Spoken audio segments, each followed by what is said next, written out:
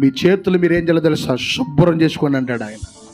క్రయధనముగా అర్పించబడి క్రీస్తు రక్తం మన కొరకు కార్చబడింది. ఆ రక్తముతో నిశ్చయముగా ఇప్పుడే మీరు కడగబడుతూ శుద్ధులవుదురుగాక.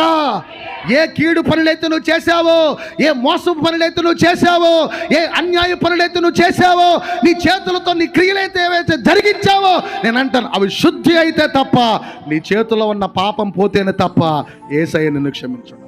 ఒప్పుకో. ఈరోజైనా నా చేతులతో చాలాసార్లు చాలా మోస పనులు చేశానయ్యా, దొంగతన పనులు నేను చాలా చేశానయ్యా, అన్యాయంతో చాలా చేశానయ్యా, మోసపూరితమైన పనులు చాలా చేశాను.